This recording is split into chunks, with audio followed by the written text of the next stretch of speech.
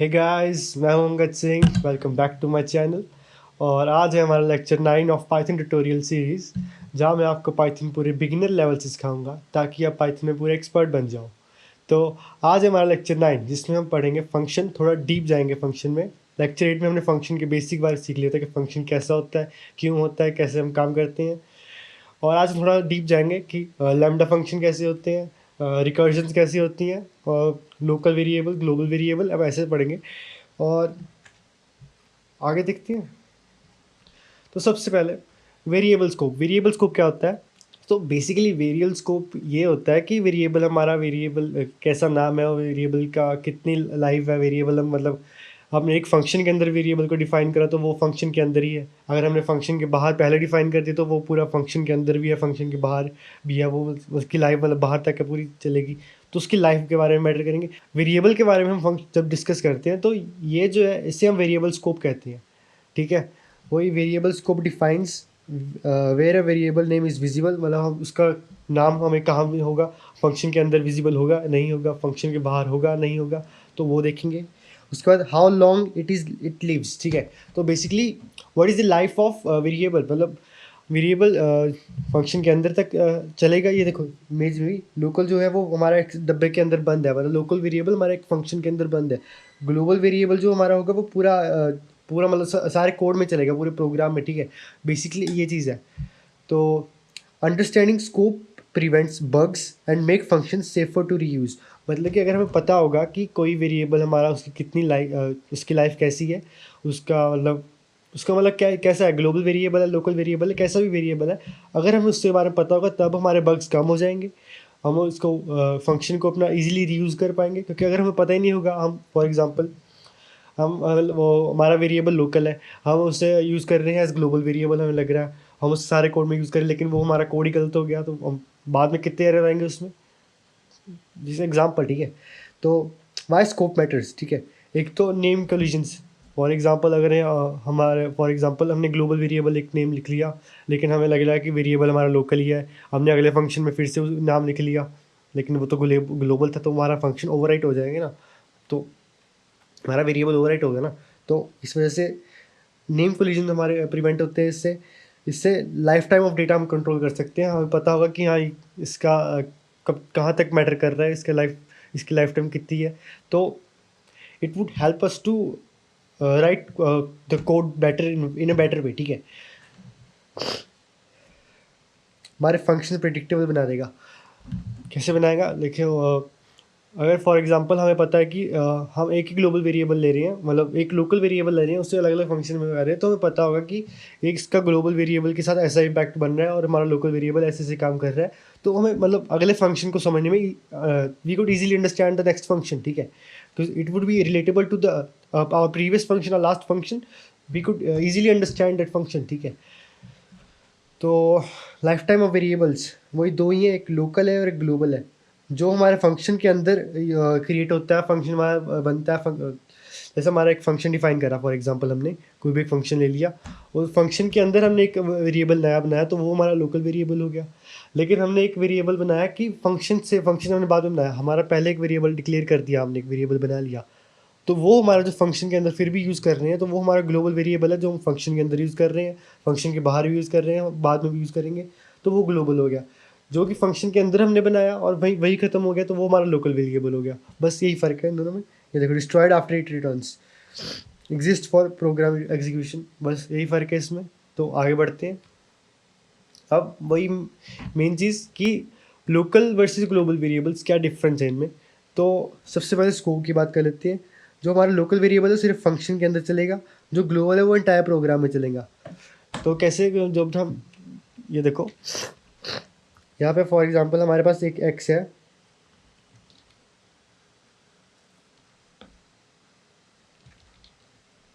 या for example हमारे पास एक एक्स है।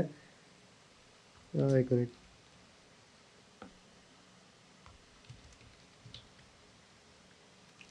Now let's see.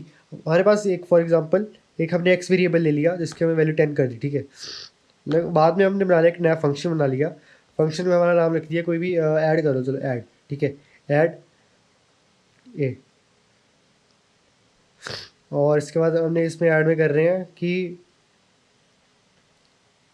हमने एक नया फंक्शन बना लिया जिसका नाम है वाई, ठीक है। वाई की हमारी वैल्यू होगी कि 15 रख लो, चलो 15, ठीक है। वाई की हमारी वैल्यू 15 होगी। और उसके बाद हम कर रहे हैं रिटर्न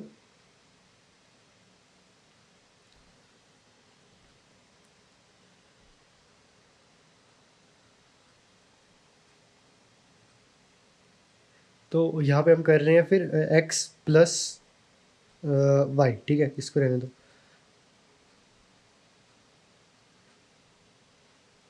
ठीक है, एक्स प्लस वाई हमने कर दिया। और फिर हम कर देंगे रिटर्न सम,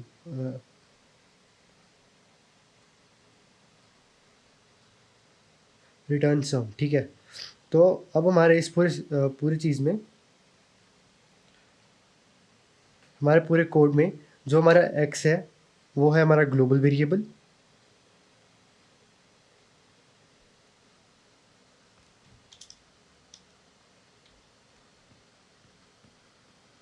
और जो हमारा वाई हो गया वो हमारा हो गया लोकल वेरिएबल, लोकल वेरिएबल। ये देखो, ये हमने फंक्शन के पहले एक्स जो था, जो हमारा एक्स था वो हमने फंक्शन के पहले बनाया था। और जो हमारा वाई है वो हमने फंक्शन के अंदर बनाया। तो वो फंक्शन के बाहर भी है लेकिन फंक्शन के अंदर भी एग्जिस्ट कर रहा है, फंक्शन के बाहर बाद में भी एग्जिस्ट करेगा। तो वो हमारा ग्लोबल वेरिएबल हो गया। जो हमारा ये वाई है वो वाई हमने फंक्शन के अंदर ही बनाया, फंक्शन के पहले एग्जिस्ट नहीं कर रहा था। तो वो हमारा लोकल वेरिएबल है। जब हमारा फंक्शन खत्म हो गया तो हमारा वाई खत्म हो जाएगा, ठीक है। बेसिकली ये चीज़ है। इसको यहाँ पे समझ के देख लो एक बारी कि हमारा फॉर एग्जांपल एक्स ही ले लिया हमने, एक्स हमारा 10 हो गया, 101 एक्स हमारा 10 हो गया। फिर हम कर रहे हैं डेफ, और उसके अंदर कर रहे हैं हम ऐड। ऐड के अंदर लिख लो फिर लिख लो कि वाई हमारा हो गया 15। और फिर हम सम रिटर्न कर रहे हैं कि एक्स प्लस वाई, ठीक है। और इसको कर दो रिटर्न, रिटर्न सम, ठीक है। अब यहाँ पे प्रिंट कर दो,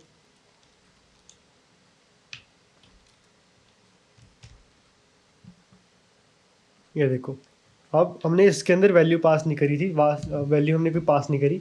हमने डायरेक्टली जो हमारा ग्लोबल वेरिएबल था उसे इस फंक्शन के अंदर यूज़ कर लिया है, ठीक है। तो हमारा आंसर हमारा 25 आ रहा है, ठीक है। तो आगे बढ़ते हैं। देखो, फंक्शन के अंदर था वो इंटायर प्रोग्राम में चलेगा। इसकी लाइफ टाइम क्या होगी, टेम्परेरी है, ठीक है। जब तक हमारा फंक्शन रहेगा तब तक उसकी लाइफ टाइम है लोकली वेरिएबल की। लेकिन जो हमारा ग्लोबल वेरिएबल है, जब तक हमारा प्रोग्राम एग्जीक्यूट हो रहा है तब तक वो हमारा ग्लोबल वेरिएबल एग्जिस्ट करेगा। जब हमारी जब हमारे जब हमारे प्रोग्राम की एग्जीक्यूशन खत्म होगी तब हमारा ग्लोबल वेरिएबल खत्म होगा, ठीक है। तो तब तक वो चलता रहेगा। एक्सेसिबिलिटी कैसी है, लिमिटेड है, क्योंकि वो सिर्फ फंक्शन के अंदर एक्सेस कर सकते हैं, उसके बाहर या बाद में कुछ एक्सेस कर ही नहीं सकते। लेकिन इसको हम फंक्शन के अंदर भी एक्सेस कर सकते हैं, फंक्शन के बाहर भी एक्सेस करते हैं, फंक्शन के पहले भी कर सकते हैं, फंक्शन के बाद में भी कर सकते हैं, ठीक है। तो इसकी एक्सेसिबिलिटी भी ज़्यादा है ग्लोबल वेरिएबल की। वो इन्होंने एग्जाम्पल दी है, वो ग्रीट एंड मैसेज हमारा ऐड हो गया।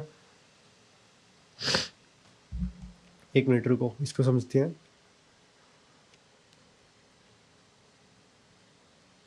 हाँ, तो अब इसे समझो मैसेज को। तो अब समझो इस एग्जांपल को। तो हमारे एग्जांपल में पहले हमने एक फंक्शन डिफाइन करा ग्रीट, जिसके हम अंदर लोकल वेरिएबल बनाया, जो कि ये हमारा लोकल वेरिएबल है, लोकल, जो कि हमारा है मैसेज। और फिर हम मैसेज को प्रिंट कर रहे हैं। तो वो उसकी लाइफ टाइम तभी तक है। बाद में हमने एक मैसेज बनाया जो कि है जो कि हमारा एक वेरिएबल है, ग्लोबल वेरिएबल। और फिर हमने फंक्शन के अंदर इसे बनाया, फंक्शन के अंदर है, बाहर नहीं है, ये फंक्शन के अंदर चीज़ है। तो फंक्शन के अंदर हम जो प्रिंट मैसेज करेंगे तो फंक्शन के बाहर हमारा वेरिएबल उसे एक्सेस कर रहा है, तो वो हमारा ग्लोबल वेरिएबल हो गया। जो फंक्शन के अंदर था वो हमारा लोकल वेरिएबल। बस यही है इसके ग्लोबल लोकल वेरिएबल में, ज़्यादा कोई डीप जाने की ज़रूरत नहीं है, आगे काम आएगा, देख लेंगे। तो अब हम आते हैं लैम्डा फंक्शन में। लैम्डा फंक्शन कैसे होते हैं? तो बेसिकली लैम्डा फंक्शन होते हैं एनोनिमस फंक्शन, मतलब हम फंक्शन अब डिफाइन नहीं कर रहे, हम डायरेक्टली हमारे काम से काम कर रहे हैं। हम जो भी हमारा फंक्शन था, हमने मतलब एक वेरिएबल लिया, उसके अंदर हमने फंक्शन कॉल करा, जो हमारा काम था वो डायरेक्टली वैल्यू रिटर्न कर देगा इसके अंदर, instead of defining an entire block, ठीक है। तो ये हमारे जो शॉर्ट सिंपल ऑपरेशन होते हैं तो उसके लिए लैम्डा फंक्शन बहुत काम होते हैं, क्योंकि हम उसके लिए, अब फॉर एग्जाम्पल ये देखो,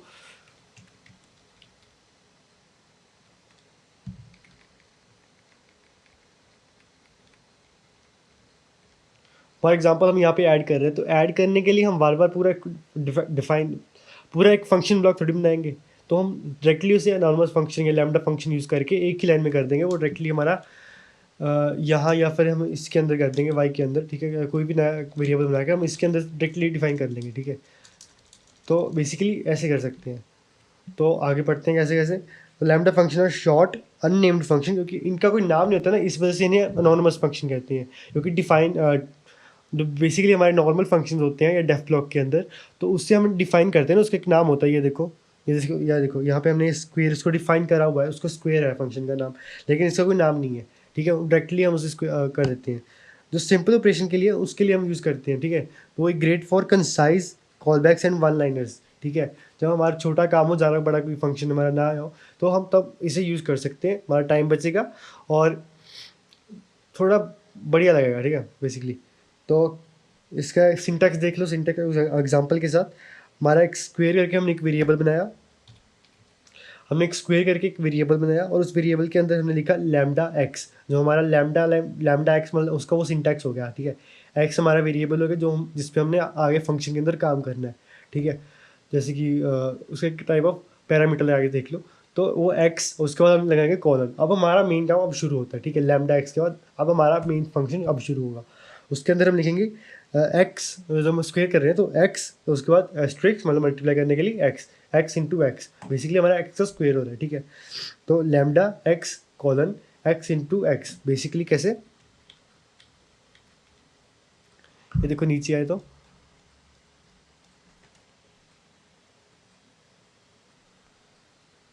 अब हम आते हैं अनोनिमस फंक्शन कैसे करते हैं।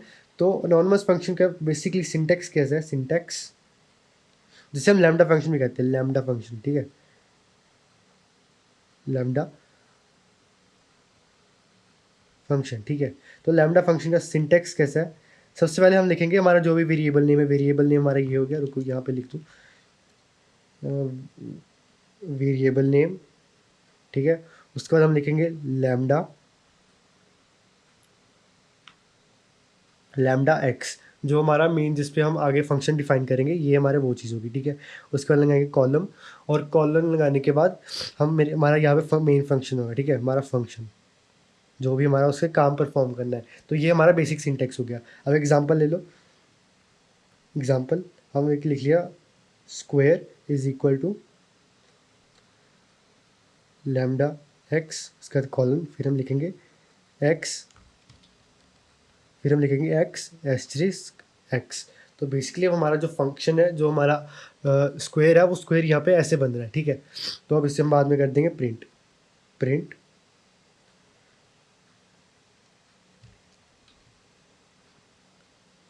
स्क्वायर, ठीक है। तो ये हमारा बेसिक सिंटैक्स है। अब कैसे आगे काम करेगा हम इसके बारे में देखते हैं। ये देखो, हमने उसके लैम्डा फंक्शन के अंदर हमने एक वैल्यू पास करी, जो हमारी एक्स थी, हमारी वैल्यू होनी थी। वो फंक्शन हमारा वो वैल्यू हमने पास करी, हमारा प्रिंट होकर हमारा 25 आ जाएगा, ठीक है। इसको यहाँ पे परफॉर्म करके देख लो कैसे कर रहे थे। स्क्वायर वाला कर लेते हैं, कोई इशू नहीं है। Square is equal to lambda, उसके बाद करेंगे एक्स, फिर हम लगाएंगे कॉलन, फिर उसके बाद आएगा एक्स एस्ट्रिस्क एक्स, ठीक है। अब हम कर देंगे प्रिंट, और यहाँ पे कर देंगे स्क्वायर, और स्क्वायर के अंदर फंक्शन के अंदर हमारा कोई भी लिख लो, ये देखो यहाँ पर 25 आ जाएगा, ठीक है। और कोई नंबर लिख लो वैलिडेशन के लिए, ये देखो अब हमारा 64 आ गया, ठीक है। तो बेसिकली ऐसे हमारा सिंटेक्स है हमारा।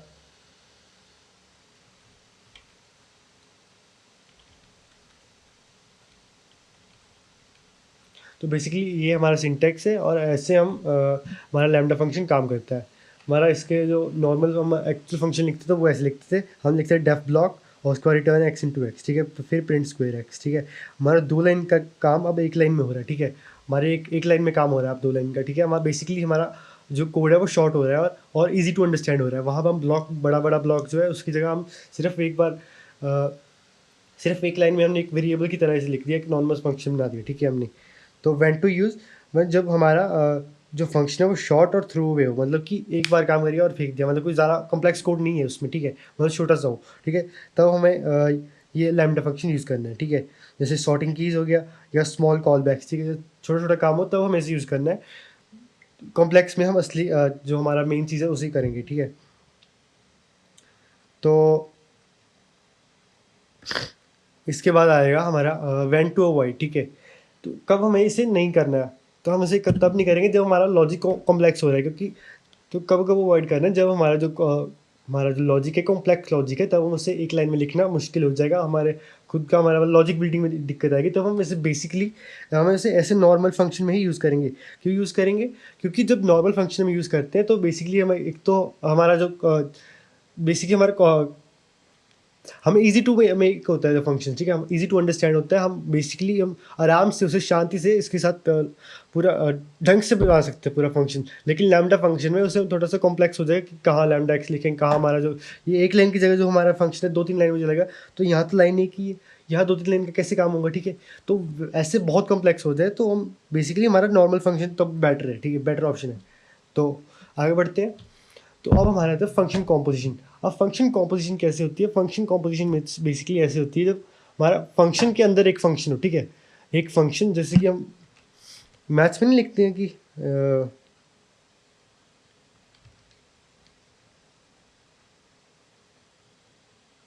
जैसे कि हम मैथ्स में लिखते हैं कि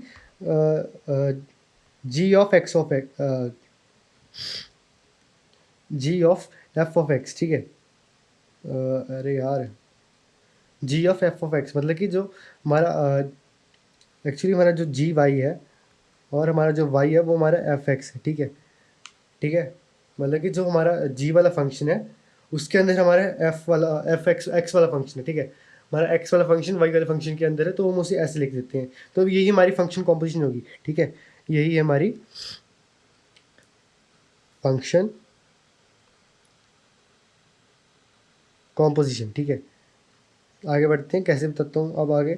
अब फॉर एग्जांपल हमारे पास एक एक है कि हमने एक ही मतलब हमारे पास दो फंक्शन है, एक स्क्वायर वाला डबल वाला। हमने पहले करा हमारे किसी नंबर का डबल कर दिया, कोई एक्स हमारे पास वेरिएबल है उसका हमने डबल कर दिया, और उसके बाद हम उसे कर रहे हैं उसको स्क्वायर कर रहे हैं डबल का, ठीक है। तो कैसे करेंगे? सबसे पहले हमारा एक रुको यहाँ पे एग्जांपल लिख रहे हो, एग्जांपल, ठीक है। तो सबसे पहले हमारा एक वेरिएबल ले लिया हमने एक्स, ठीक है। एक्स हमारा हो गया कोई भी लिख लो, एक्स हमारा हो गया 25। ये 25 बड़ा हो गया, स्मॉल नंबर थी, इजी टू अंडरस्टैंड, ठीक है। 4 हो गया।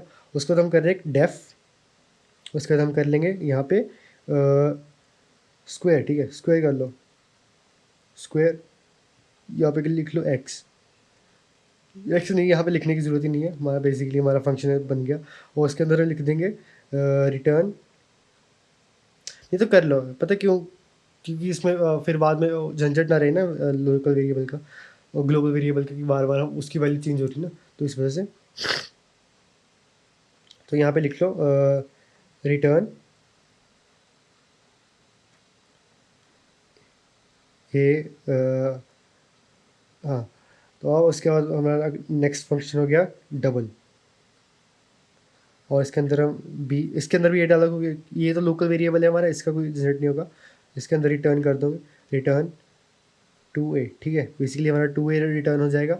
अब हमारे दोनों फंक्शन तैयार है, और इसके अंदर हम देखेंगे कि हमें कौन सा फंक्शन कैसे यूज़ करना है। इसके बाद दो प्रिंट स्टेटमेंट अब यूज़ करेंगे, print square of double of x. ये पहले एक्स की ब्रैकेट होगी, फिर इसकी ब्रैकेट होगी, फिर इसकी ब्रैकेट होगी, ठीक है। अब हमारी सेकंड प्रिंट कमांड आएगी double of square of X, ठीक है।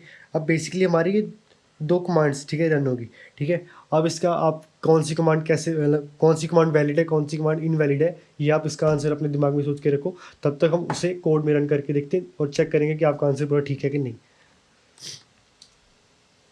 और यहाँ पे हमारा हो गया x इज इक्वल टू 4, और फिर हम कर रहे हैं डेफ स्क्वायर, और फिर इसके अंदर कर रहे हैं कि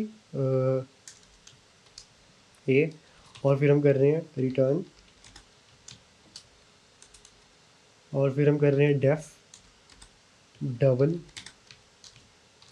a, और फिर हम कर रहे हैं रिटर्न, ठीक है। और फिर हम कर रहे हैं print double of square of A, और एक हम कर रहे हैं print square of double of X, sorry A नहीं एक्स, ठीक है। अब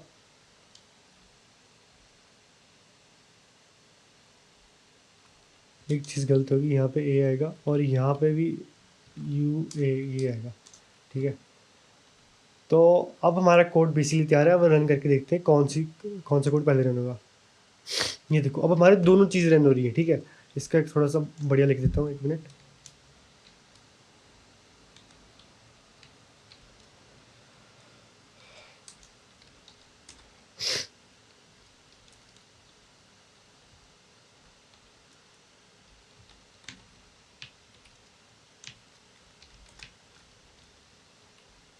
अब मैंने ये क्यों करा, क्योंकि ये थोड़ा सा कन्फ्यूजिंग है। तो 6432 क्या चीज़ है। अब ये देखो फर्स्ट कोड का हमारा 64 आ रहा है और सेकंड कोड हमारा 32 आ रहा है। मतलब कि हम इसमें दोनों चीज़ें कर सकते हैं, क्योंकि हमारे बेसिकली हमारे फंक्शन जो है वो हम ऊपर बना लिए। अब उससे कौन सा हमारा जी है, कौन सा हमारा एफ है, जी ऑफ एफ ऑफ एक्स में, वो तो हमारे बाद में डिसाइड करेंगे जब हम यूज़ कर रहे हैं। तो दोनों फंक्शन वैलिड है क्योंकि वो पहले बन चुके हैं। अब ऐसा नहीं है कि फॉर एग्जाम्पल मैंने फंक्शन बना के यहाँ पे प्रिंट स्टेटमेंट कर दिया और यहाँ पे डबल कॉल कर रहा हूँ तो वो इनवैलिड हो जाएगा, क्योंकि डबल हमारा अभी तक बना ही नहीं है। लेकिन यहाँ पे नीचे हमारे डबल और स्क्वायर दोनों फंक्शन बन चुके, तो वो हम कैसे यूज़ करना है वो हमारी मर्जी। तो हमारे यहाँ पे दोनों वैलिड है, ये भी वैलिड है और ये भी वैलिड है, ठीक है। ये चीज़ है। और कैसे ये आउटपुट कैसे 6432 आई ये आप जान लो। पहले हमारा x4 था, x मैंने यहाँ पे जो पहली देखो जो हमारी ये स्टेटमेंट थी इसमें हमारा था कि square of double of X, मतलब पहले हम कर रहे हैं डबल पे। जो हम डबल करेंगे हमारा एक्स था 4, उसका डबल हो जाएगा, हमारा डबल हो गया, फिर वहाँ पे 8 और उसका 8 का स्क्वायर हो गया, 8 का स्क्वायर हो गया हमारा 64। और जब हम इस पे अगले वाले पे आए तो अगला हमारा था double of square of x. तो हमारा एक्स क्या था, एक्स हमारा था 4, एक्स हमारा था 4 और उसका हो गया स्क्वायर, स्क्वायर हमारा हो गया 16, स्क्वायर हमारा हो गया 16 और उसका डबल, और डबल हमारा हो गया 32। ये देखो 64 और 32 कैसे हमारी आई वो भी आपको पूरा एक्सप्लेन कर दिया, कैसे कैसे फंक्शन काम करा। ये देखो वहाँ पे 64 32 हमारा ऐसे आ रहा है आउटपुट। तो आगे बढ़ते हुए ये देखो इसमें भी ऐसे यूज़ करा है इन्होंने, डबल ऑफ स्क्वायर, ठीक है। मतलब पहले हमारा स्क्वायर फंक्शन होगा जो अंदर वाला फंक्शन है, उसके बाद हमारा बाहर वाला फंक्शन जो कि है डबल, ठीक है। ये देखो तो ऐसे हमारा बेसिक फंक्शन कॉम्पोजिशन ऐसी होती है। आगे बढ़ते हैं रिकर्जन। रिकर्जन थोड़ा सा मतलब अलग भी है, थोड़ा सिमिलर टॉपिक भी है, क्योंकि इसमें हम बेसिक जो हमारा फंक्शन ही है ये भी एक तरह का, लेकिन फंक्शन खुद को कॉल करता है, ठीक है। इसके अंदर हम जब यहाँ पे हमने दो फंक्शन बनाए ना, कि एक काम इस फंक्शन कर दिया, एक फंक्शन कर लिया। अब हम यहाँ पे एक ऐसा फंक्शन बनाएंगे जो तब तक अपने आप को कॉल करेगा जब तक पूरी एक कंडीशन सेटिस्फाई नहीं हो जाती, जो कि हम यहाँ पे लिखेंगे इफ कंडीशन, ताकि हमारा जो फंक्शन है वो एंड भी हो सके, वरना वो खुद को इन्फिनिटली कॉल करता रहेगा, जो कि बेसिकली एक रन टाइम एरर कॉल कर देगा, ठीक है। तो इसके बारे में समझते हैं कैसा फंक्शन है, क्यों काम करता है, कैसे लिए काम करता है, पूरा देखते हैं। रिकर्जन इज उसे हम recursion is when a function called itself to solve a smaller sub problem, ठीक है। बेसिकली रिकर्जन एक ऐसा है, मतलब उसे हम रिकर्जन कहते हैं जब फंक्शन खुद को एक बार बार कॉल करता है, तो एक नीचे जो उसकी कंडीशन है उसको सब प्रॉब्लम को सॉल्व करने के लिए, ठीक है। तो जब तक वो प्रॉब्लम सॉल्व नहीं होती तो तब तक वो फंक्शन खुद को ही कॉल करता रहेगा। जब यहाँ पे ये देखो यहाँ पे हमारा जो डबल वाला था वो उसको स्क्वेयर कर रहा था, कॉल स्क्वेयर को कॉल कर रहा था। डबल वाला जो हमारा फंक्शन था वो स्क्वेयर वाले फंक्शन को कॉल कर रहा है क्योंकि वो इसके अंदर है। लेकिन रिकर्जन में एक ही फंक्शन है, वो खुद को ही कॉल करेगा बार बार। तो बेसिकली ये डिफरेंस है, ठीक है। तो कैसे काम कर रहा है ये देख लेते हैं। Two essential part, base case और रिकर्सिव केस। बेस केस हमारा होगा ताकि हमारी एग्जिट कंडीशन हो सके, ठीक है। हम इन्फिनिटली रन ना करें, वो एक बार कभी ना कभी एग्जिट जरूर करें, तो उसके लिए हम एक बेस कंडीशन लिखेंगे। बेस कंडीशन मोस्ट इंपॉर्टेंट है इन रिकर्जन। बिना बेस कंडीशन के रिकर्जन हमारी मतलब ख़राब है, मतलब वो ख़त्म नहीं होगी ना, वो चलती रहेगी, तो रिकर्जन हमारी कंप्लीट हो नहीं रही हमारा पूरा फंक्शन। तो एक रिकर्सिव केस के रिकर्सिव केस क्यों ज़रूरी है? क्योंकि अगर वो बिना रिकर्सिव केस के होगा तो वो खुद को कॉल ही नहीं कर पाएगा, वो एक बार फंक्शन चला ख़त्म हो जाएगा। फंक्शन को खुद को कॉल करने के लिए रिकर्सिव केस होना चाहिए। कैसे काम करेगा? ये देखो, हमने एक फंक्शन बनाया फैक्टोरियल, और जब ये हमारा हो गया बेस केस जिसमें हम कर रहे हैं जब तक हमारा n 1 ना हो तब तक हमारा जो है जब हमारा n इज इक्वल टू 1 हो जाएगा, n हमारा 1 हो जाएगा, जो कि हमने इसके फंक्शन के अंदर हमारे जो मेन पैरामीटर है, तो तब हमारा फंक्शन रिटर्न कर देगा 1 को, मतलब फंक्शन अब बाहर आ जाएगा, ठीक है। और इसके अलावा जो दूसरा केस है, मतलब मेन केस रिकर्सिव केस, तो वो करेगा n को फैक्टोरियल ऑफ n1 - 1 से कर देगा, ठीक है। मतलब n को मल्टीप्लाई कर देगा फैक्टोरियल ऑफ n-1, क्योंकि यहाँ पे फैक्टोरियल फंक्शन कॉल हो रहा है, तो वापस यहाँ पे आ जाएगा और हमारा n-1 हमारा न्यू n बन जाएगा। यहाँ पे समझ नहीं आ रहा होगा, रुको थोड़ा सा क्लीन करके वहाँ समझाता हूँ। तो यहाँ देखो, तो यहाँ पे आ जाओ रिकर्जन पे।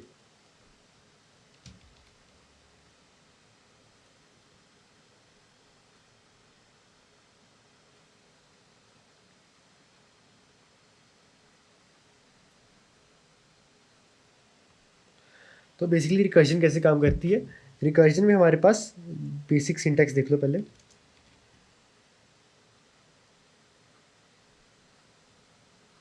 बेसिक सिंटैक्स में यही है कि हमारा एक होगा, यहाँ पे हमारा होगा डेफ ब्लॉक, ये हमारा होगा फंक्शन नेम, ये हमारा होगा पैरामीटर, कोई भी लिख लो, एक्स लिख लो, ठीक है, ये हमारा पैरामीटर हो गया। इसके बाद हमारा होगा इफ़, और इफ़ के अंदर हमारा कोई केस होगा, और उसके बाद हम करते हैं रिटर्न, ठीक है। ये हमारा हो गया बेस, एक मिनट,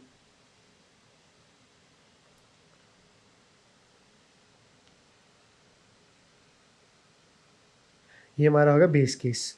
और फिर हम लिख लेंगे यहाँ इफ़ ब्लॉक के साथ ही रिटर्न, जो हमारा एक्स है एक्स, मतलब कोई भी हमारा वो फंक्शन लिख लो ना, मतलब हमारा अगला केस यहाँ पे होगा, ठीक है। क्या केस होगा वो हमारे क्वेश्चन के साथ हमारा जो फंक्शन है उस पर डिपेंड करेगा। तो ये हमारा हो गया, और ये हमारा हो गया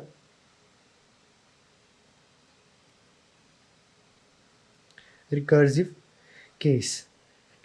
तो बेसिकली ऐसा है। अब इसके बाद जो हमारे वहाँ पे हम एग्जांपल थी कि factorial of n, factorial find करने के लिए, तो इसे बेसिकली हम बिना फैक्टोरियल के फाइंड कर सकते, इसके रिकर्जन के फाइंड कर सकते हैं यूजिंग लूप्स। बट यहाँ पे हम लूप नहीं यूज़ कर रहे हैं, हम रिकर्जन को यूज़ करके ही कैसे फाइंड करेंगे उसके बारे में जानते हैं। कैसे करेंगे आओ चल देखते हैं, ठीक है। अब करेंगे एग्जाम्पल फैक्टोरियल, ठीक है। कैसे करेंगे? सबसे पहला हमारा यहाँ डेफ ब्लॉक आ जाएगा। डेफ ब्लॉक के अंदर हम करेंगे हमारा फंक्शन नेम, जो कि हमारा होगा फैक्ट या फैक्टोरियल, ठीक है। फैक्ट लिख लो, जस्ट शॉर्ट फॉर्म, ठीक है। तो इसके अंदर हम कर दें एन, जो एन हमारा यहाँ पे मेन पैरामीटर है, वो यहाँ पे एक बहुत इंपॉर्टेंट रोल प्ले करेगा। सबसे पहले हम करेंगे हमारी बेस कंडीशन, जो कि हमारी होगी एन हमारा जब तक 1 नहीं आएगा, मतलब जब भी हमारा एन 1 हो जाएगा तब हम रिटर्न कर देंगे 1 को, ठीक है। जब हमारा एन इज इक्वल टू 1 हो जाएगा तब हम कर देंगे रिटर्न 1, ठीक है। अब यहाँ पे रिटर्न आप वो भी लिख सकते हो कि रिटर्न कर दो एन को, कर दो डायरेक्टली रिटर्न, ठीक है, क्योंकि 1 और एन सेम ही रहेंगे, क्योंकि हमारा बेसिकली जब फैक्टोरियल करते हैं, तो जब बेसिकली हम फैक्टोरियल होता है हमारा, कोई भी फैक्टोरियल ले लो, कोई भी हम 5 × 4 अरे कोई भी फैक्टोरियल ले लो किसी भी नंबर का, हो जाएगा 5 मतलब 5 फैक्टोरियल, 5 × 4 × 3 × 2 × 1। हमारी लास्ट टर्म हमेशा 1 होगी, ठीक है। जब हमारी 1 हो तो वो डायरेक्टली इसको एन को रिटर्न कर देगा, ठीक है। मतलब एन या 1 को रिटर्न कर देगा, यहाँ पे 1 लिख लो। तो बेसिकली हमारी मेन चीज़ तो 1 ही है ना, 1 चाहिए हमें, ठीक है। ये हमारा हो गया 1। अब ये हमारा हो गया बेस केस। अब हम बेस केस मतलब बेस केस पे पहुंचने कैसे हैं? पहुंचने के लिए हम मेन जो रिकर्सिव केस है वहाँ पे आते हैं। तो रिकर्सिव केस के लिए हम चाहिए return n into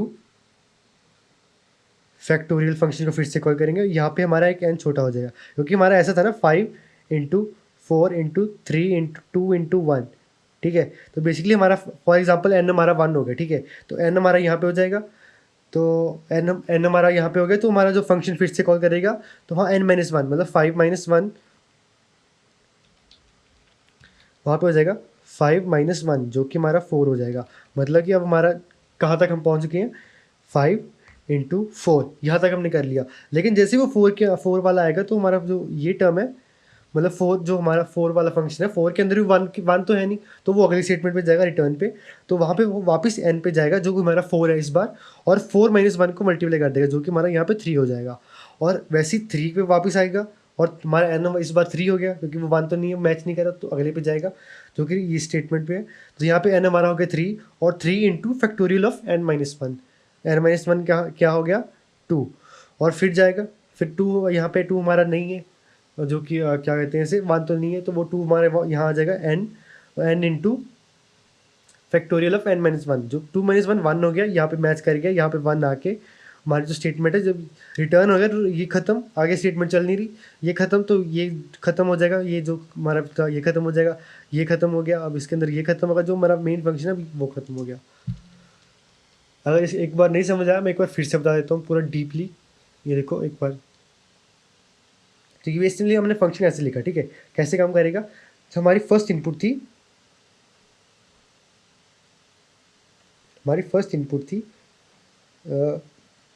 first input जो हमारी थी 5, ठीक है।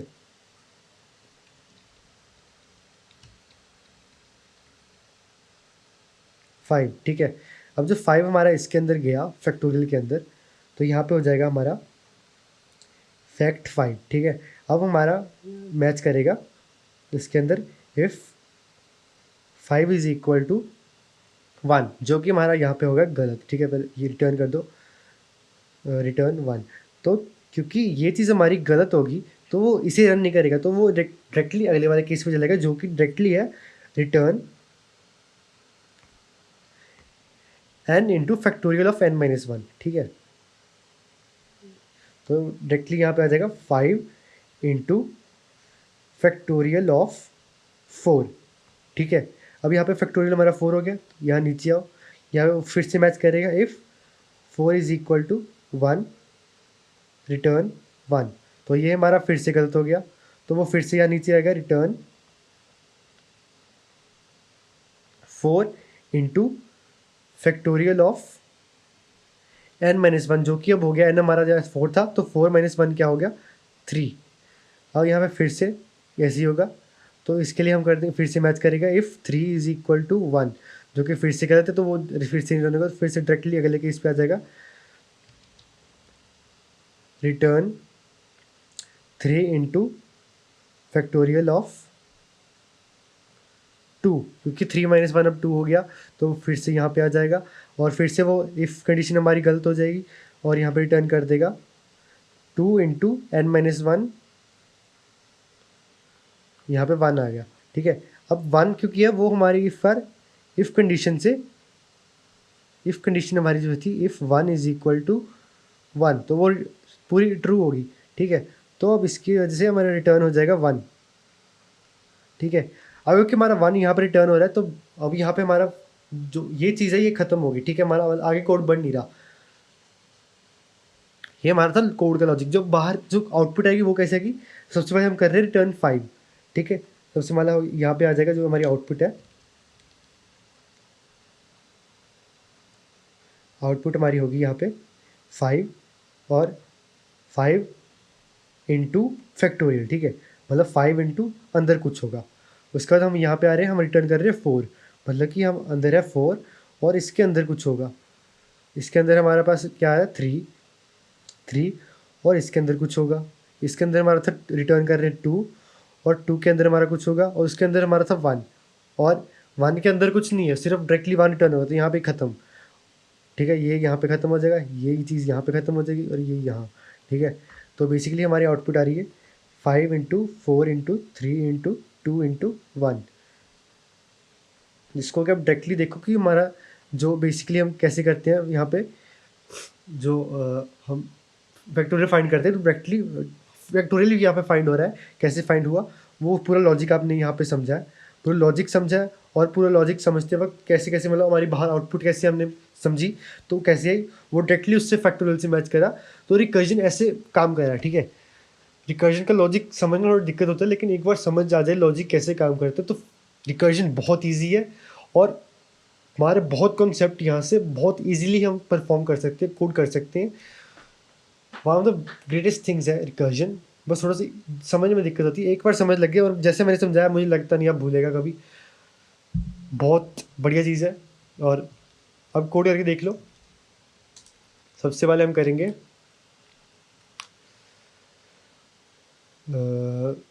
डेफ, यहाँ पे कर लो फैक्ट, और इसके बाद कर लेंगे हम एन।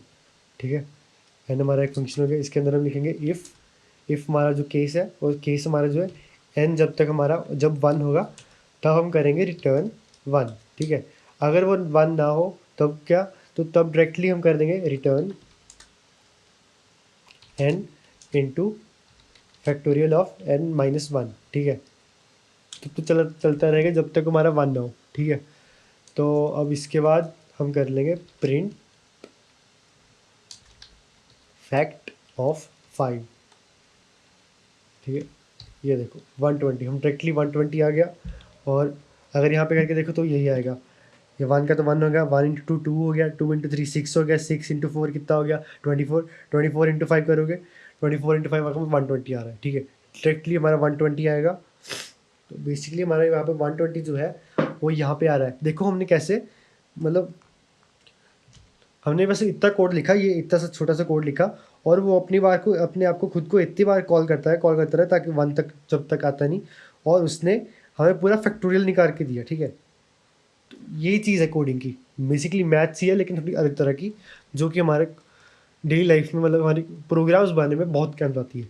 ठीक है, अब नेक्स्ट चलते हैं। ये देखो रिकर्जन ट्री और factorial for 4। Recursion stop at the base case and each return solve as 1 level of k. Basically recursion जो है हमारा फैक्टोरियल 4 की, तो वो हमारा बेस केस है, वो उसे वहाँ पे आके हमारी रिकर्जन स्टॉप होगी, तब तक चलती रहती ना।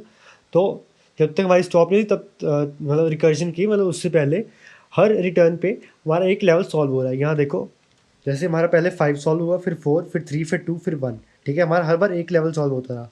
ठीक है, जब तक हमारा 1 बेस केस आ नहीं गया, यही चीज़ है। ये देखो इन्होंने ऐसे समझाया, फैक्टोरियल 4 फिर फैक्टोरियल 3 फिर 2 फिर 1, मतलब ऐसे चलता रहेगा। वैसे मैंने समझाया वो बहुत ईजी है, उसमें कोई दिक्कत होगी नहीं। अब आते हैं हमारे मैथ मॉड्यूल पे। ये हमारा मतलब कि जो हमारा अब तक फंक्शन जो है वो ख़त्म हो गया, मतलब ये भी फंक्शन ही है, लेकिन हम फंक्शन हम खुद नहीं बना रहे, हम यूज़ कर रहे हैं मैथ मॉड्यूल, जो कि हमारा पाइथन के अंदर इनबिल्ट लाइब्रेरी है। ठीक है, उसे यूज़ कर रहे हैं। उसे यूज़ बेसिकली हम ऐसे करेंगे, फॉर एग्जांपल हमारे पास कोई बड़ा क्वेश्चन आ गया जिसमें हम स्क्वायर रूट फाइंड करेंगे। तो स्क्वायर रूट फाइंड करना ईजी है, पर ऐसा कुछ नहीं। मतलब फॉर एग्जांपल ये देखो फैक्टोरियल पाई हमारे पास बिल्ट इन फंक्शन है।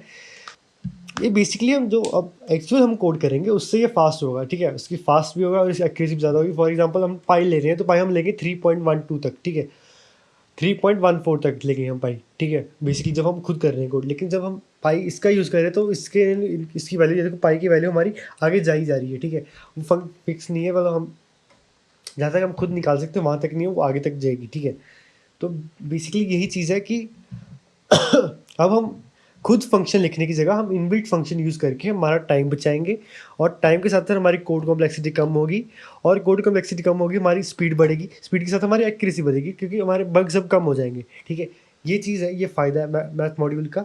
कौन कौन से हमारे, ये देखो इसके अंदर मेन मैथमेटिकल फंक्शन होंगे, जैसे साइन कॉस टैन वगैरह, वो सारे हमारे एंगल्स आ जाएंगे। इसके अंदर ये स्क्वायर रूट जो मेन चीज़ है, सील, फ्लोर, पावर, और फैक्टोरियल पाई। सील फ्लोर क्या है, फ्लोर तो आपको पता है, फ्लोर डिवीजन मतलब कि जो हमारी छोटी टर्म है उससे लेगा। सील है, सील की जब हम यूज़ करेंगे तो वो हमारा बड़ी टर्म लेगा। ठीक है, मतलब वो करेगा कैसे करेगा, हमने लिया फॉर एग्जांपल हम लिख रहे हैं 4.5। ठीक है, 4.5 लिया, अगर इसका फ्लोर लेंगे तो हमारा 4 आ जाएगा। 4.5 बड़ी घड़ी का एग्जाम्पल थी, इसका कोई और एग्जाम्पल हो, 7.5 ले लो। ठीक है, 7.5, अब इसका फ्लोर लेंगे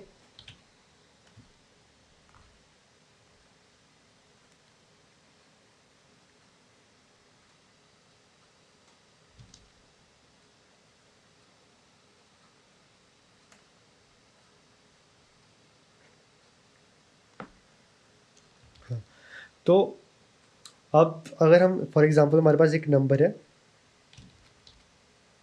7.5, ठीक है, 7.5 हमारे पास एक नंबर है। अब इसकी फ्लोर वैल्यू तो हमें पता है कि हमारे पास 7 आ जाएगी, क्योंकि छोटी टर्म है ना, फ्लोर वैल्यू हमारी हो जाएगी 7 और सील वैल्यू हो जाएगी जो हमारी बड़ी वैल्यू है, जो कि हमारे पास हो जाएगी 8, जो कि 7 से बड़ी है, ठीक है। हमारा मतलब कोई भी डेसिमल नंबर है उसकी छोटी वैल्यू है वो हमारा हो जाएगा फ्लोर, जो हमारा सील है वो उसकी बड़ी वैल्यू हो जाएगी। वही बेसिकली जो मेरे घर के नहीं, घर के एक रूम हो गया, या फ्लोर वैल्यू होगी नीचे वाली फ्लोर वैल्यू, और जो बड़ी वैल्यू होगी ऊपर जा रही है वो छत होगी, ठीक है, छत सील, ठीक है, सील वैल्यू। अब ये तो है, अगर -7.5 हो तो -7.5, तो क्योंकि माइनस में काउंटिंग हमारी उल्टी चलती है, तो हमारा जो छोटी वैल्यू होगी वो हमारी एक्चुअली यहाँ पे होगी 8। हमारी जो फ्लोर वैल्यू होगी वो हो जाएगी -8, 8.0, ठीक है। पर इंटीजर अगर रिटर्न करेगा तो यह नहीं होगा, -8। और यहाँ पे हमारी सील वैल्यू हो जाएगी, सील वैल्यू हमारी होगी, सील वैल्यू हमारी यहाँ पे हो जाएगी -7, ठीक है, क्योंकि नेगेटिव में हमारी काउंटिंग उल्टी चलती है। बस यही चीज़ है, इसमें कुछ खास है ही नहीं। फैक्टोरियल हमारा बेसिकली जो हमने ये चीज़ करी है, फैक्टोरियल फंक्शन या लूप लगा के जो भी फैक्टोरियल फाइंड करते हैं वो मैनुअल फाइंड नहीं करेंगे, हम डायरेक्टली फंक्शन के साथ फैक्टोरियल फाइंड कर सकते हैं, हमारा टाइम बचेगा। पाई में हम पाई की कब तक वैल्यू, हम अभी मैनुअली हम इतनी वैल्यू नहीं पता है, पाई फंक्शन यूज़ करेंगे, डायरेक्टली हम पाई का मतलब पाई यूज़ कर सकते हैं, वैल्यू स्क्वायर रूट करेंगे। अब स्क्वायर रूट फंक्शन करने के लिए हम डायरेक्टली करते हैं उसका वो कर देते हैं, पावर 1/2 से मल्टीप्लाई कर देते हैं उसकी पावर को। लेकिन अब हमारे पास इनबिल्ट फंक्शन है, हम उससे डायरेक्टली यूज़ कर सकते हैं इनबिल्ट फंक्शन को। पावर हम उसको मतलब एक्सपोनेंट जैसे हम करते नहीं है, उसके एक्स उसके बाद डबल एस्ट्रिक्स फिर वाई, बेसिकली वही है, लेकिन इनबिल्ट फंक्शन ये हमारा फास्ट होगा उससे, क्योंकि ये अब डायरेक्टली फंक्शन को कॉल करके हमारा काम करेगा instead of manually performing that exponential power. आगे बढ़ते हुए अब आता है हमारा रैंडम मॉड्यूल। रैंडम मॉड्यूल जो हमारा है ये थोड़ा सा अलग है, क्योंकि इसमें हम जो है, बिल्कुल रैंडम मॉड्यूल बाद में आते, पहले हम ये सारे ट्राई करते हैं, ठीक है। कैसे कैसे करेंगे, square root, power, ceil floor और फैक्टोरियल पाई। ये देखो, अब सबसे पहले आते हैं स्क्वायर रूट वाले पे। हमारा हो गया एक्स, हमारा हो गया यहाँ पे 25, ठीक है। अब यहाँ पे करेंगे प्रिंट SQRT ऑफ 25। लेकिन एक चीज़ का ध्यान रखना, हमें मैथ के ऐसे फंक्शन यूज़ करने के लिए हम सबसे पहले लिखना पड़ेगा इम्पोर्ट मैथ, ठीक है। जब हम ये यूज़ करेंगे तभी हमारा जो मैथ की लाइब्रेरी है अब इसके अंदर इंपोर्ट हो चुकी है, अब हम मैथ की लाइब्रेरी यूज़ कर सकते हैं, इसके बिना हम यूज़ नहीं कर सकते थे। अब इसको प्रिंट करो। एक और चीज़, हम डायरेक्टली इसे SQRT नहीं लिख सकते, क्योंकि वो हमारा मेन फंक्शन हो गया, लेकिन हम लाइब्रेरी को इम्पोर्ट करके लिख रहे हैं, तो हमें लाइब्रेरी का नाम लिखना पड़ेगा, कौन सी लाइब्रेरी, math.sqrt, ठीक है। अब कैसे कर सकते हैं, कैसे करेंगे, अब कर दो। और ये देखो हमारा जो ये है 25 का, यहाँ पे हमारा 5.2 आ गया, ठीक है। अब एक और चीज़ लिख सकते हैं, क्योंकि हमने अगर लिख लो पावर, ठीक है, रेडियस फाइंड करना, रेडियस कैसे फाइंड करेंगे, हमारा रेडियस हो गया, रेडियस कह रहा हूँ, हमारा एरिया कैसे फाइंड करेंगे, रेडियस हमारा आर हो गया, यहाँ पे 5 लिख लो, ठीक है, आर 5 हो गया। और फिर हम करेंगे प्रिंट एरिया, प्रिंट एरिया, ठीक है, एरिया ऑफ सर्कल, ठीक है। वो क्या हो जाएगा, वो यहाँ पे हो जाएगा जो हमारा था math.py इंटू हमारा जो आर है उसका स्क्वायर, ठीक है। बेसिकली ये चीज़ है। अब इसको रन करके देखो, ये देखो ये हमारा इतना बड़ा नंबर आ गया, लेकिन हम यहाँ पे इसकी जगह करते हैं अगर 3.14, तो हमारी एक्यूरेसी यहाँ पे कम होती, तो बेसिकली एक्यूरेसी बढ़ाता है हमारी, मतलब हमारी एक्यूरेसी अब बढ़ गई, ये देखो। और अगर आप कहो कि इतना बड़ा हमें नहीं चाहिए, तो उसके लिए आप वो फॉर्मेटेड स्ट्रिंग के साथ हम उसको फॉर्मेट कर सकते हैं कि हमारा डेसिमल नंबर कितना बड़ा रहेगा कितना छोटा रहेगा। आगे डिस्कस कर लेंगे इसे कैसे करना है। और इसके बाद क्या था, सील फ्लोर और पावर, फैक्टोरियल देख लेते, फैक्टोरियल क्या क्या, इसके 5 का फैक्टोरियल देख लो, प्रिंट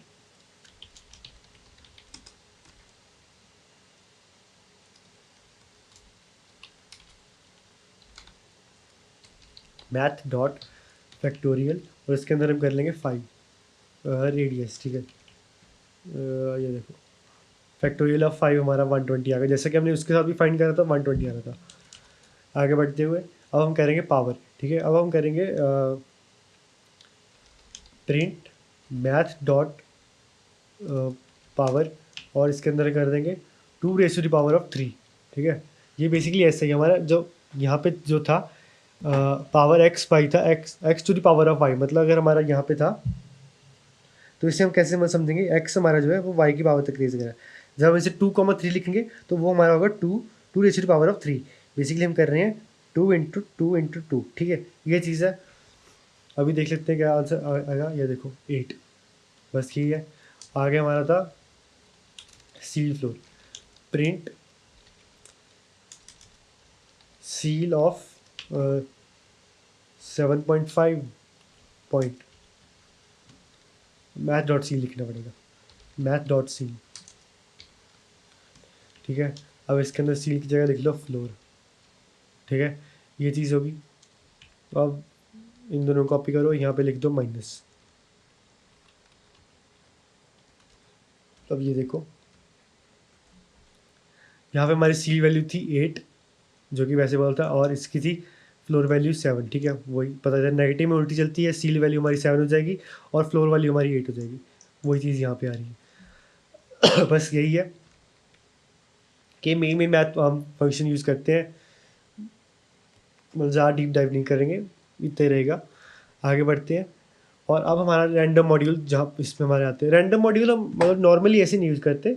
रैंडम मॉड्यूल हम करते हैं जब हमारा कोई जैसे ये फंक्शन हो, प्रोबेबिलिटी वाला फंक्शन, कि हम कोई भी हमारा रैंडम नंबर आ गया तो उसकी क्या प्रोबेबिलिटी है, तो तब हमारा रैंडम फंक्शन काम आएगा। मतलब हम रैंडमाइज कर रहे हैं आउटपुट्स को, क्योंकि हम मैनुअली अभी यूज़ नहीं करेंगे। तो मैनुअली यूज़ करेंगे हमें पता लगेगा कि हम कौन सी यूज़ कर रहे हैं। तो वो बेसिकली वैसे क्वेश्चन बनाने के लिए, फॉर एग्जांपल हम एक कोई बना रहे हैं, एक कोड कर रहे हैं, कोई प्रोग्राम बना रहे हैं जिसमें वो रैंडमली डाइस फेंकेगा। अब मैनुअल आउटपुट तो हम कर नहीं सकेंगे कि मतलब एक बार हमने कर दिया कि प्रिंट 1 प्रिंट 2। हम रैंडम रैंडम फंक्शन यूज़ करेंगे, वो रैंडमली 6 में से, हमारी लिस्ट है 1 2 3 4 5 6, उस 6 में से, 6 नंबर्स में से कोई एक नंबर उठा के रैंडमली उठा देगा, तो वो रैंडम फंक्शन वहाँ पे काम आता है। ठीक है, कैसे कैसे काम करता है। अब जो बेसिकली हमारा मेन रैंडम है, जो सिंपल रैंडम है, वो हमारा जाएगा 0.0 से लेके 1.0 के बीच में, जितने भी 0.1 0.2 या 0.1 2 3 4 5, मतलब जितने भी इन्फिनिट नंबर आते हैं 0.0 से लेके 1.0 के बीच, तो वो यूज़ करेगा रैंडम। ठीक है, अब जब हम रैंड इंट लिख रहे हैं, तो वो बेसिकली हमारे दो नंबर्स के बीच में इंटीजर्स जितने भी आ रहे हैं वो उनको लेके रैंडम होगा। ठीक है, फॉर एग्जांपल हमने यहाँ लिख दिया 1,10। ठीक है, ये हमने लिख दिया। ठीक है, इसके अंदर तो वो 1 से लेके 10 तक जितने भी उसके बीच में जितने भी इंटीजर आते हैं, तो वो रैंडमली कोई भी इंटीजर उठाएगा। ये है रैंडम। ठीक है, अब हम आ रहे हैं चॉइस या शफल लिस्ट को। ठीक है,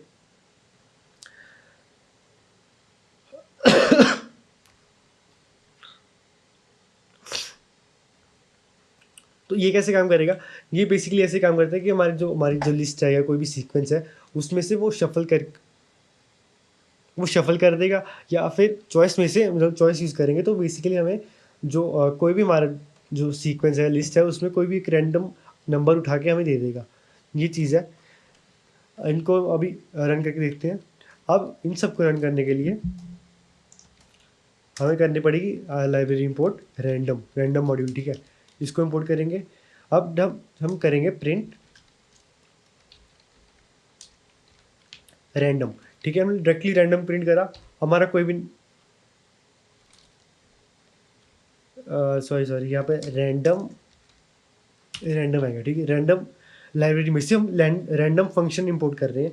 अभी देखो हमारा कोई भी नंबर आ जाएगा, ये देखो हर बार चेंज होगा नंबर, वो रैंडमली नंबर उठा रहा है। ठीक है, और अब यहाँ पे अगर हम कर रहे हैं कि प्रिंट रैंडम मॉड्यूल में से कोई भी इंट के लिए, इंट मान लेंगे 1 से 10। ठीक है, अब यहाँ पे करो, ये देखो, अब वो इसको कर दो। अब हर बार वो देखो हमारा जो नंबर है चेंज हो रहा है। ठीक है, वो 1 से लेके 10 तक हर बार जाएगा। ठीक है, ये देखो, मतलब कोई भी हमें रैंडमली हमें नंबर देगा। अब इसकी जगह हम कर दो कि इसे रहने दो, हम यहाँ पे लिस्ट बना रहे हैं, लिस्ट 1 लिख दो नंबर। ठीक है, नम करके 1 2 3 4 5 6, यहाँ पे डाइस कर दो, इसे डाइस।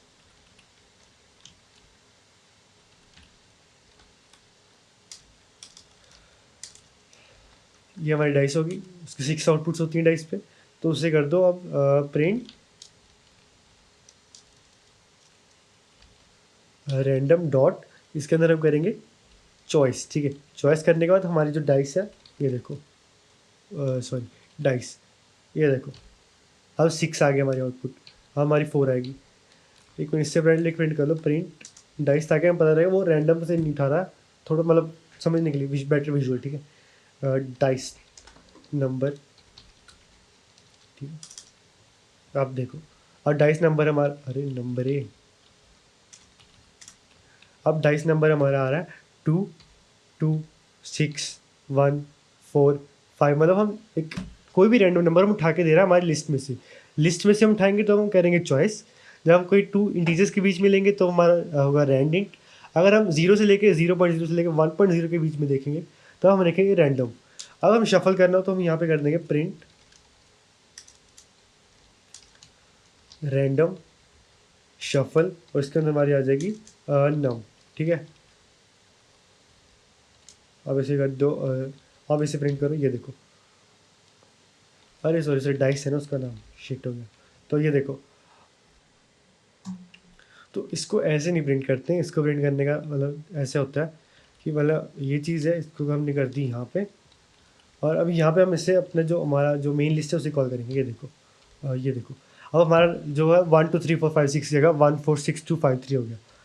ठीक है, हर बार वो रैंडमली शफल कर देगा। ठीक है, शफल करेंगे साथ साथ ही प्रिंट नहीं कर रहे हैं हम, उसे अलग स्टेप पर प्रिंट करेंगे क्योंकि ऐसे प्रिंट नहीं होता। अब आगे बढ़ते हुए हम आते हैं, मतलब आज का हमारा बेसिकली मेन चीज़ हो गया। अब हम आते हैं आज से कोडिंग चैलेंज पे। ठीक है, बेसिकली क्या करना है, सबसे पहले हम करेंगे लैम्डा फैक्टोरियल वाला तो हमने कर ही लिया, स्क्वायर वाला भी कर लिया, रैंडम 1 से लेके इंटीजर रैंडम फंक्शन यूज़ कर लिया, और बोनस ये जो फंक्शन कॉम्पोजिशन कैसे करेंगे, हम 2 फंक्शन बनाएंगे, एक ऐड वाला और एक टू वाला। ठीक है, ऐड 3 मतलब 3 ऐड करेंगे हमारा जो एक्स है, और टाइम्स 2 मतलब उसे 2 बार मल्टीप्लाई कर डबल कर देंगे उसका।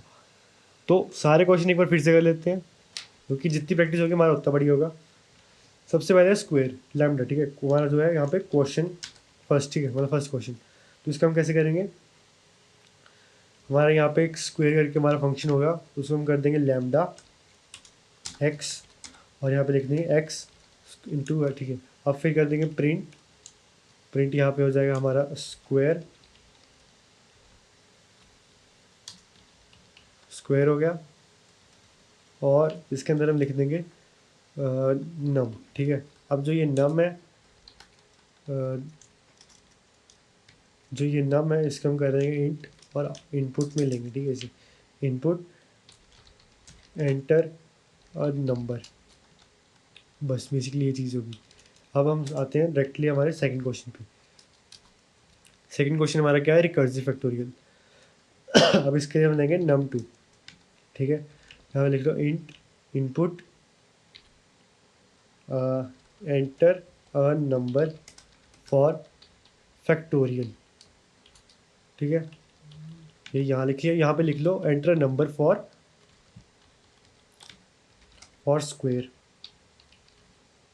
और स्क्वेयरिंग, और यहाँ पे लिख लो हमारा डेफ ब्लॉक के अंदर फैक्ट के अंदर लिख लो एन, और इसके अंदर लिख लो if N is equal to 1, तब हम कर देंगे रिटर्न 1 जब हमारा 1 होगा।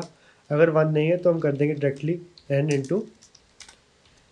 इंटू हमारा फंक्शन नेम और n-1। ठीक है, ताकि हमारा n कम भी होता रहे और डायरेक्टली मल्टीप्लाई होता रहे। ये हमारा फंक्शन हो गया, और इसके अंदर लिख देंगे प्रिंट फैक्ट इंटू नम 2। ठीक है, ये हमारा क्वेश्चन 2 हो गया। अब आते हैं थर्ड क्वेश्चन पे। थर्ड क्वेश्चन हमारा था रैंडम नंबर। हम लेंगे, अब बेसिकली लेंगे कोई भी नंबर ले लो, यहाँ पे एक लिख लो नम 3 INT input enter number, upper limit number, नहीं लोअर लिमिट, पहले lower limit, enter lower limit number, और इसी कर लो यहाँ पे एंटर अपर लिमिट नंबर। ठीक है, और इसके बाद में कर लिया हमने print your random number between, यहाँ पे हमारा num3 एंड num4 इस, यहाँ पे कर लो f, और यहाँ पे आ जाएगा हमारा लाइब्रेरी हमें इंपोर्ट करनी पड़ेगी। सबसे पहले इंपोर्ट करेंगे लाइब्रेरी इंपोर्ट रैंडम, ठीक है। और यहाँ पे आने के बाद हमने यहाँ पे लिखेगा कि रैंडम डॉट रैंडेंट, और इसके अंदर हमारी आ जाएगा num3 कॉमा num4, ठीक है। अब हमारा थर्ड पे हो गया, और हम आ रहे हैं फोर्थ क्वेश्चन पे, जो कि हमारा है बोनस क्वेश्चन। अब इसमें हम करेंगे फंक्शन कॉम्पोजिशन। कैसे करेंगे? हमारे दो ब्लॉक है, एक हम करेंगे डेफ एड 3, इसके अंदर हम एक होगा, एक एक्स लिख लो, ये लिख लो इसे, और इसके अंदर लिख लो कि रिटर्न 3 + a, ये चीज़ हो गया।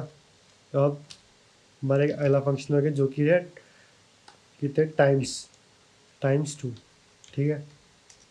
और इसके अंदर लिख लो a, फिर से लिख लो रिटर्न a × 2, ये हमारा हो गया। और यहाँ पे लिख लो num5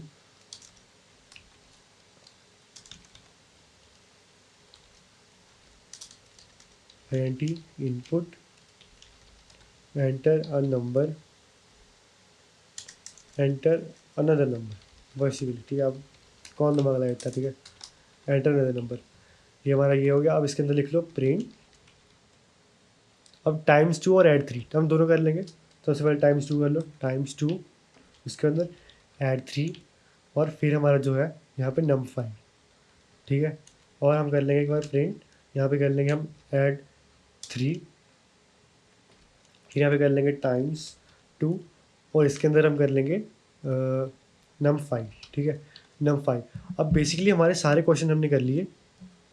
अब इसको एक बार करके पूरा रन करते हैं ढंग से। ये देखो, सबसे पहले आते हैं एंटर नंबर फॉर स्क्वेयरिंग हम किसके नंबर की करनी चाहिए? 5 करो 25 आ जाएगा। अब एंटर नंबर फॉर फैक्टोरियल हम किसका करेंगे? 5 का कर लेते, वो 120 आ जाएगा। एंटर लोअर लिमिट नंबर 1 से ले लेंगे, 1 हमारा नंबर हो गया, और अपर लिमिट हमारी होगी 100, और कोई भी नंबर है जो रैंडम नंबर इन दोनों के बीच, वो हमारा 94 हो गया। अब एंटर अनदर नंबर, जो कि हमारा फोर्थ क्वेश्चन है। ये देखो, फोर्थ क्वेश्चन हमारे था, इसमें हम करेंगे वो दोनों चीज़ें इनपुट आउटपुट ऐड करेंगे, ठीक है। अनदर नंबर हमारा होगा, यहाँ पे लिख लो 5 ही लिख लो, चलो 5।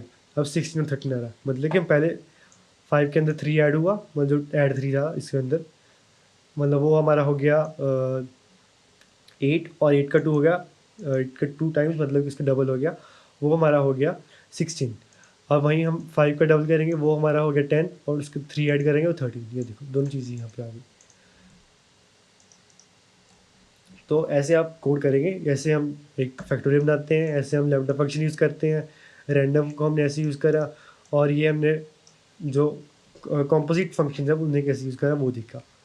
तो बस यही है। ये क्वेश्चन आप खुद भी ट्राई करना, एक नहीं समझ आ रहा वीडियो देख लेना, फिर भी कुछ समझ नहीं आ रहा, कोई दिक्कत आ रही है कमेंट कर देना, I will get back to you, ठीक है। और आज हमने क्या पढ़ा? हमने पढ़ा वेरिएबल कौन कौन से स्कोप, मतलब वेरिएबल स्कोप क्या क्या होता है। एक लोकल वेरिएबल हो गए, एक हमारे हो गए ग्लोबल वेरिएबल। एक हमने देखा लैम्डा फंक्शन यूज़ करते हैं for concise single expression function, ठीक है। जब हमारा एक ही फंक्शन है तो उसमें हम क्या लैम्डा फंक्शन यूज़ करते हैं। उसके बाद हम करते हैं रिकर्जन, जो है सॉल्व प्रॉब्लम करती है वाया स्मॉलर सब प्रॉब्लम्स, ठीक है। रिकर्जन है एक ही प्रॉब्लम को छोटी छोटी प्रॉब्लम में ब्रेक करके उसको छोटी छोटी करके सॉल्व करती है, तो ये हमारा फ़ायदा है, ठीक है। उसका बेस केस बहुत इंपॉर्टेंट है, उसके बिना एग्जिट ही नहीं होगा, ठीक है। अब आपने पढ़े मैथ मॉड्यूल, रैंडम मॉड्यूल, ठीक है, और जो बहुत इंपॉर्टेंट है, मतलब इंपॉर्टेंट बहुत हेल्पफुल है, क्योंकि हमारे आगे जैसे क्वेश्चन होंगे उनमें बहुत काम आएगा, ठीक है।